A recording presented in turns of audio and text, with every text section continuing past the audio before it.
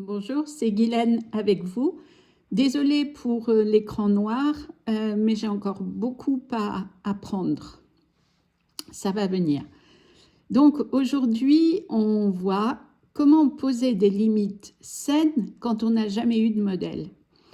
Parce qu'on n'a jamais vu ce que c'est qu'une limite saine.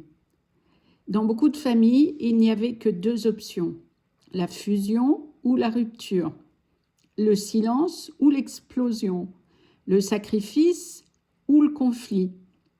En fait, personne ne nous a montré qu'on pouvait dire à quelqu'un « je t'aime, mais j'ai besoin de ça » ou bien « je suis là, mais ce que tu me demandes, ça je ne peux pas » ou bien « j'ai envie de rester en lien avec toi, mais pas de cette manière-là ».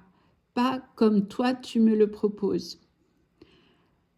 Alors aujourd'hui, forcément, quand on pose une limite, on a l'impression d'être dure, froide, égoïste. C'est aussi le souvenir de ce que l'on a vécu enfant, il ne faut pas l'oublier. Et donc ça, c'est bien inscrit à l'intérieur de nous. C'est une empreinte. Alors qu'en réalité, on est simplement en train d'apprendre. En tout cas, on doit apprendre un langage nouveau. Le langage de la clarté, de la maturité, le langage du cœur aussi, un cœur qui se respecte. Et c'est une des composantes qui permet aux relations de durer, parce que ne pas oser dire les choses dans le respect de chacun, bien sûr, et poser des limites, c'est destructeur pour soi et à court terme pour la relation quelle qu'elle soit.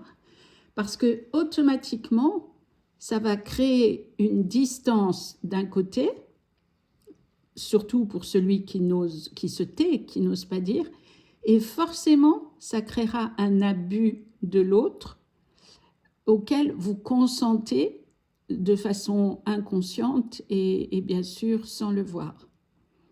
Donc, apprenons à poser des limites à partir du cœur en partant de phrases qui commencent par « je » et en évitant le « tu » qui peut être considéré comme un jugement et faire rentrer l'autre dans sa coquille. Voilà, si ce petit passage vous a permis de comprendre quelque chose d'important, merci de liker pour que YouTube puisse le proposer à d'autres personnes qui pourraient en avoir besoin. Et je vous dis à bientôt. Merci à vous.